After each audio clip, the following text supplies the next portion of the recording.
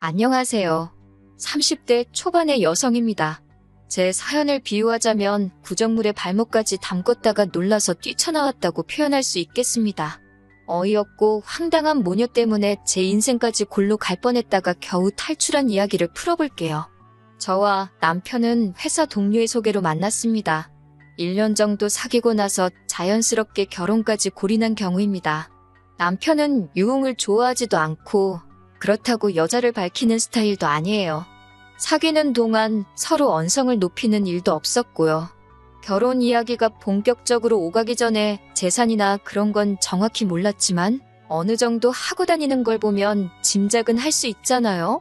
서울에서 살면서 멀끔한 차림새를 하고 다녔고 제 생일 때는 분위기 좋은 곳에서 식사와 목걸이를 줄 정도의 센스도 있었기에 솔직한 말로 아주 없는 사람은 아니구나 싶었지요. 무엇보다 결혼을 약속할 때만 해도 남편과 저는 서로 참 좋아하는 사이였어요.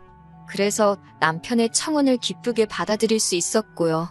결혼 이야기가 나오고서야 시아버지는 오래전에 돌아가셨다는 걸 들었습니다. 지금은 시어머니와 남편, 그리고 6살짜리 애를 혼자 키우고 있는 나이 어린 신우와 함께 살고 있다더군요. 신우는 남편과 6살 차이였고 아이는 19살에 가졌다고 했습니다. 가출했다가 임신한 채로 돌아왔다며 애아빠가 누군지 본인도 모른다고 하여 찾을 수도 없었대요.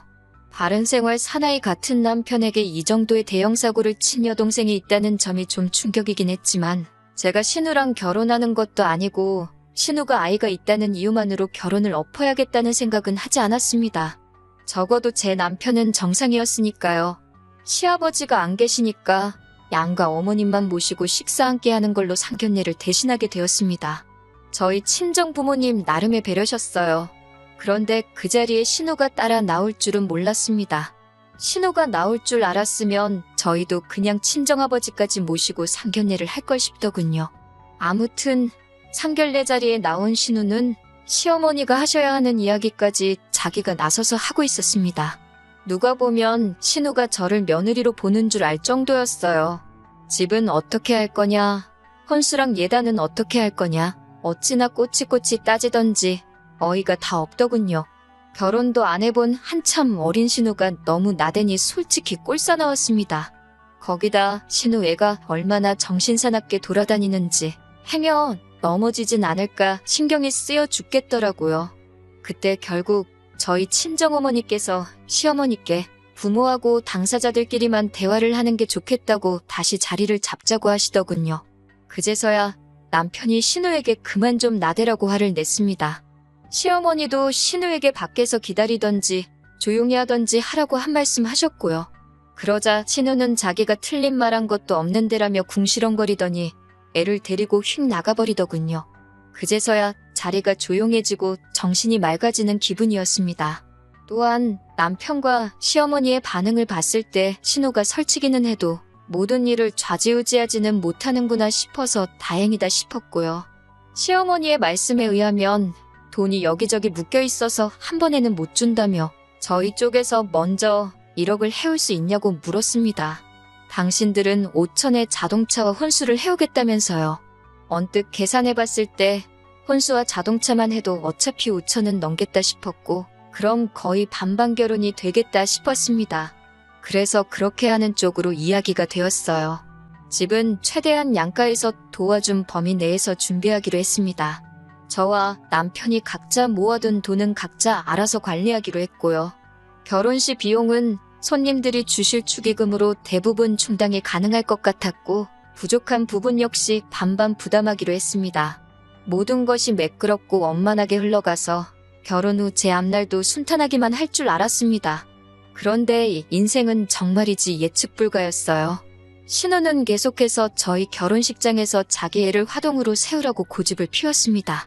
하지만 상견례 때 정신사납게 뛰어다니는 걸 봐서인지 정말 내키지 않더라고요.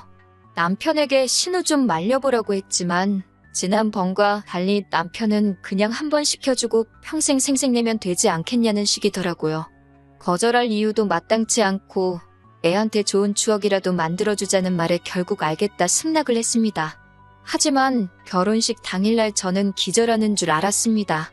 화동이 하얀색 원피스 입는 거야 그렇다 치지만 신우가 하얀색 원피스를 입고 올 줄은 몰랐어요.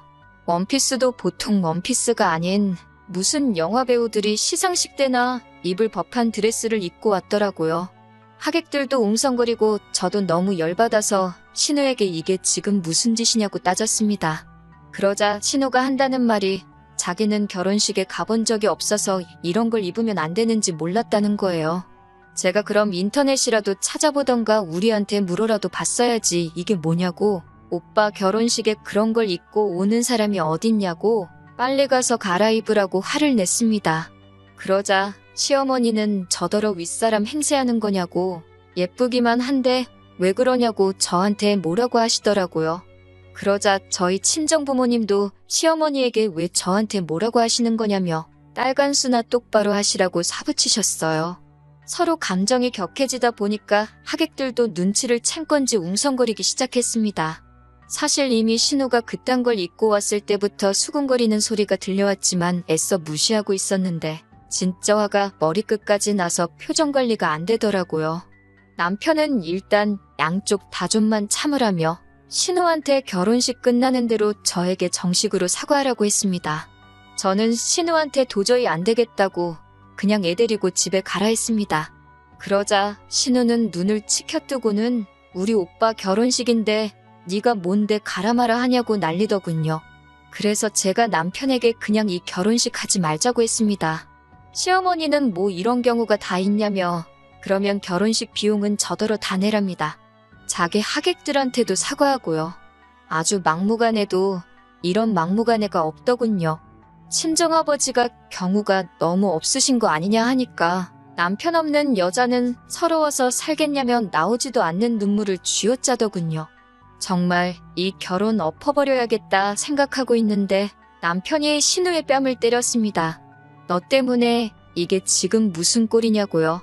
그러자 신우가 벌개진 볼을 부여잡고는 엉엉 울더라고요. 남편은 조용히 식장 구석에서 시기라도 구경하고 가던지 아니면 당장 집에 가라고 화를 냈습니다.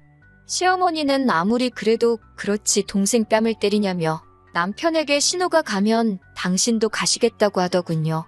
그러자 남편이 그러신다면 어쩔 수 없다고 조심히 가시라며 등을 보였습니다. 이런 남편을 보고 있으니 저도 마음이 좀 누그러졌고 친정 부모님의 화도 조금 진정이 되신 눈치였어요. 결국 남편 말대로 신우가 맨 끝자리에 앉고 사진 찍을 땐 빠지는 걸로 결정이 났습니다. 문제는 화동의 엄마인 신우가 맨 뒤에 있으니까 애가 앞으로 오질 않는 거예요. 한 걸음 걷고 지 엄마 쳐다보느라 뒤돌아보고 또 한 걸음 걷고 뒤돌고 아주 미치겠더군요.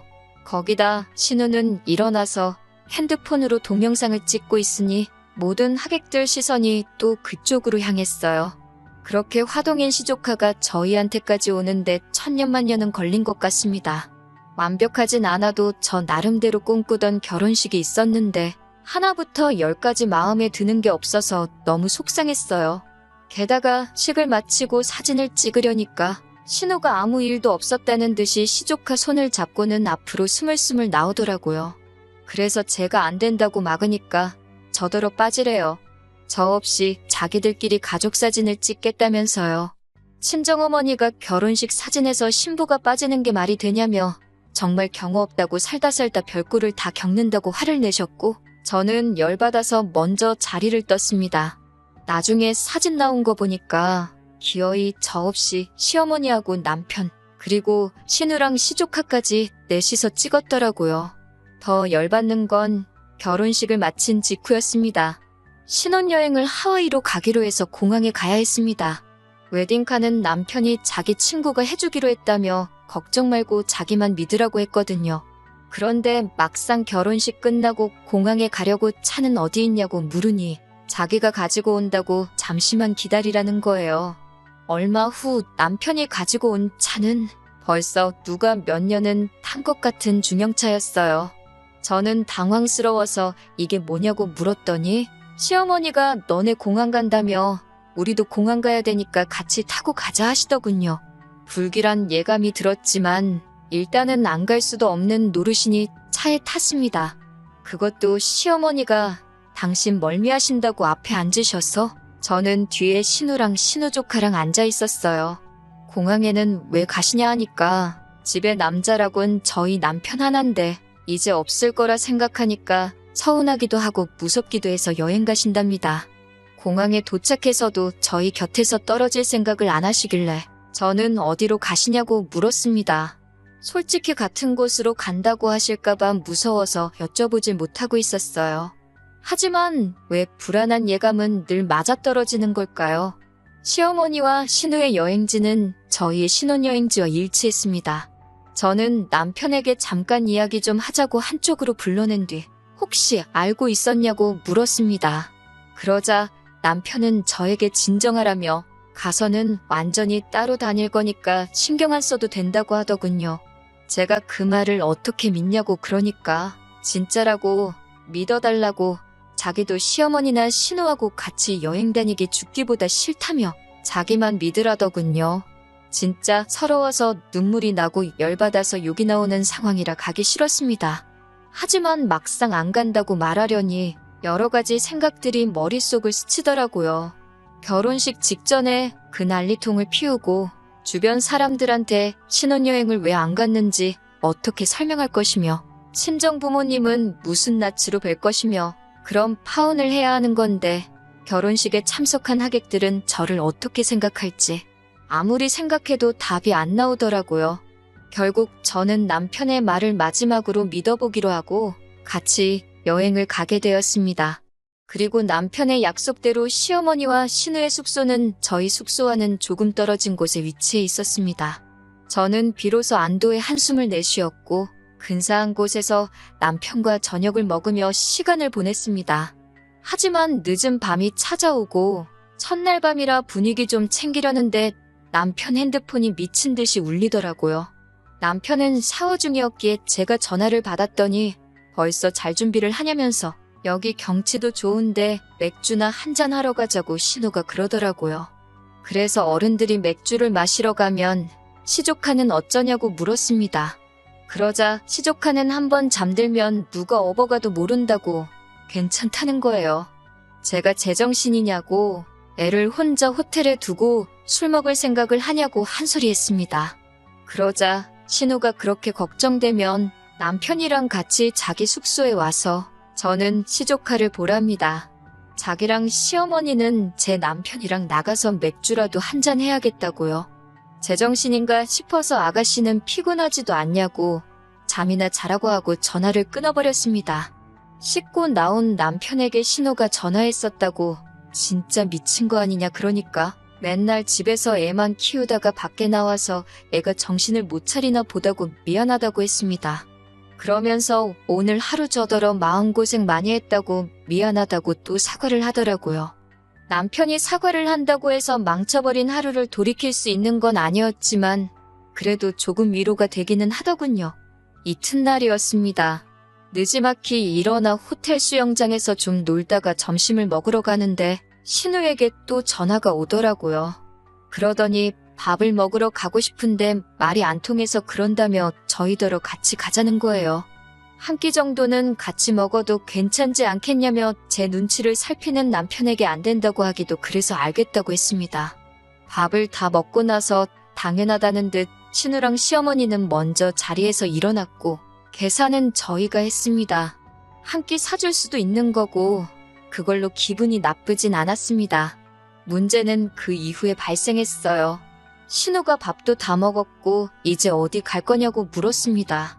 계획대로라면 저와 남편은 하와이 특산품도 사고 쇼핑도 하려고 했는데 왠지 사실대로 말하면 신우랑 시어머니가 따라올 것 같았습니다. 그래서 제가 어머님이랑 아가씨는 저희 신경 쓰지 마시고 즐거운 시간 보내시라 했어요. 그런데 남편이 눈치 없이 우리는 쇼핑 갈 건데 같이 가겠냐고 묻더군요. 제가 남편을 쳐다보니까 쇼핑몰이 얼마나 큰 줄 아냐면서 그 안에서 따로 다니면 된다는 거예요. 울며 겨자 먹기로 쇼핑몰도 같이 갔습니다. 솔직히 이때부터는 저도 한국 가서 단판을 지어야겠다는 마음이어서 표정 관리가 전혀 되지 않았습니다. 그러다 명품 매장에 가게 되었어요.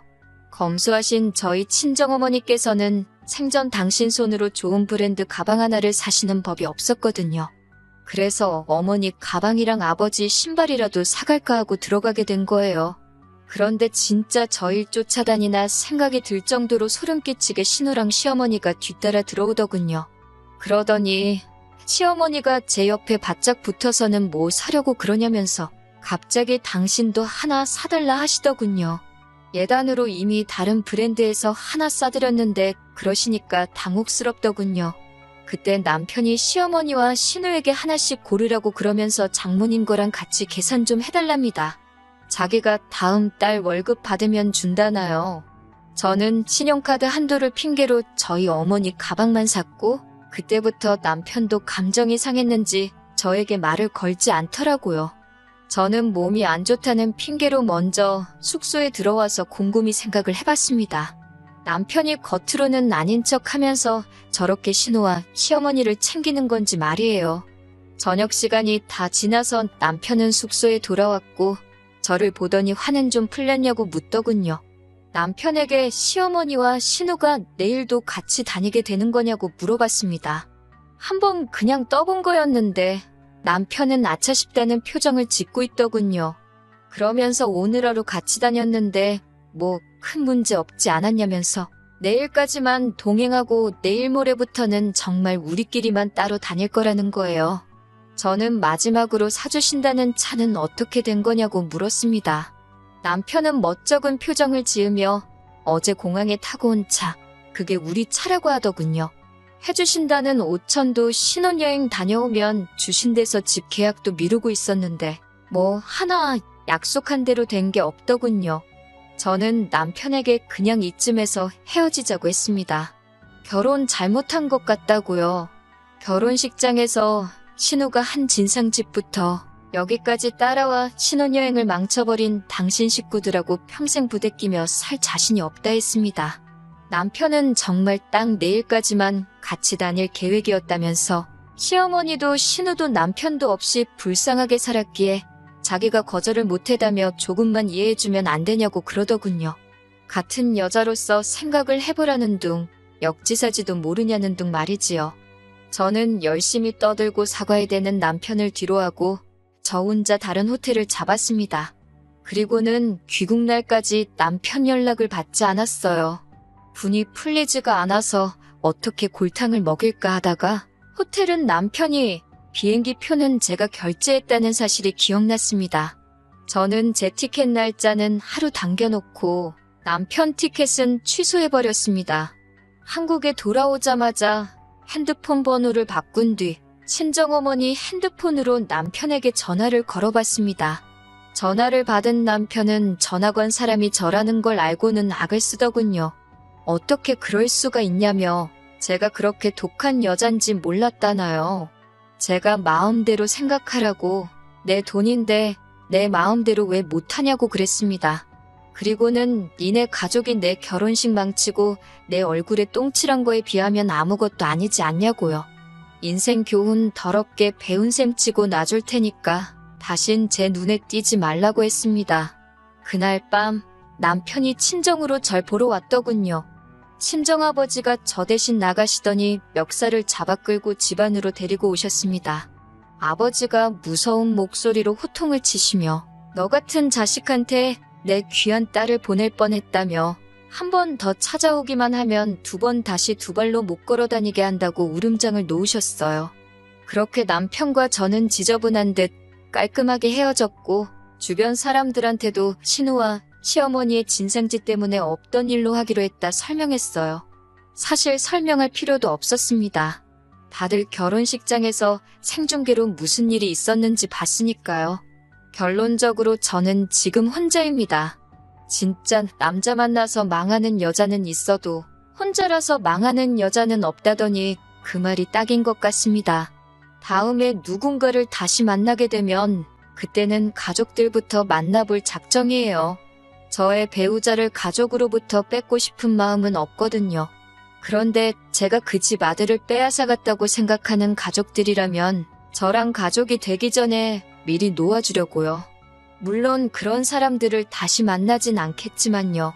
질질 끌지 않고 빠르게 결정 내려서 얼마나 다행인지 모르겠네요. 아무쪼록 남편은 집에서 아버지 역할도 하고 친후 남편 역할도 하면서 평생을 그렇게 살았으면 좋겠습니다.